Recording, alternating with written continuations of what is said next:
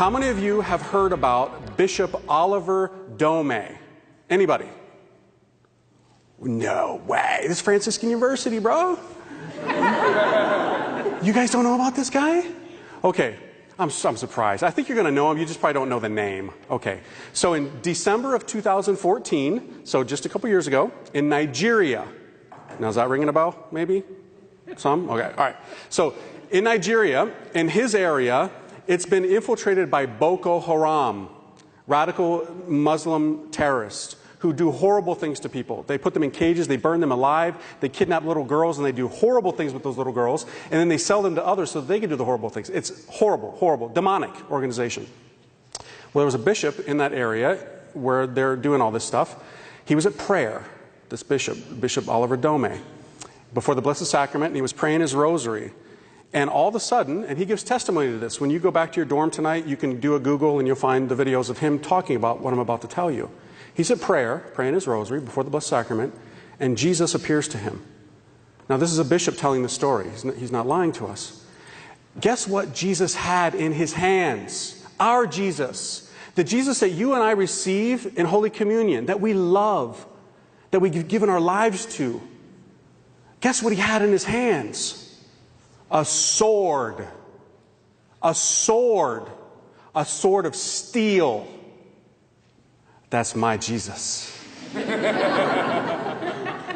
Now, I'm not saying my Jesus is Conan or Braveheart or, but it was a sword. Our Jesus came with a sword to his bishop in an area that's plagued by radical Islamic terrorists.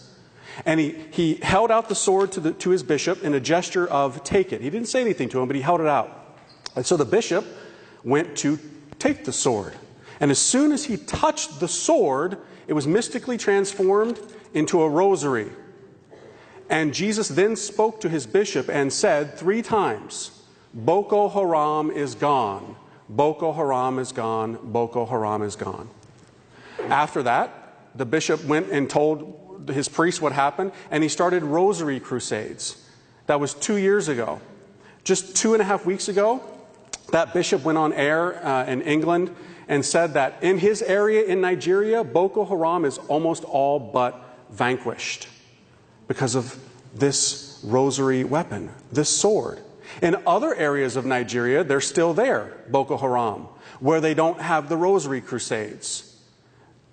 Heaven spoke to him and to us. And that's what I want to go through tonight is, you see this in my hands, and it doesn't look like anything. It just looks like a wooden rosary. It's a really cool rosary, I have to admit. But it doesn't look intimidating. What damage could you do with this thing? Every now and then these things break in my pocket. They get snagged, and I got to get a new one. But what you can't see is what I'm holding in my hand right now.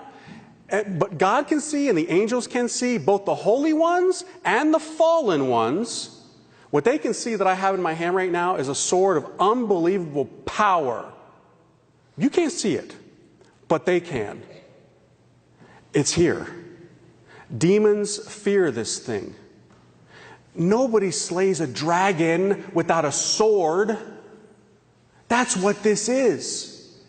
And as you've heard in your theology classes, I'm sure, and from the preaching here, the whole bookends of human history are about what? From Genesis to Revelation. What's in that book? A woman doing battle against a serpent dragon. Lucifer, Satan, the devil. And is her divine offspring, her firstborn son, who conquers him. And her other offspring, you and me.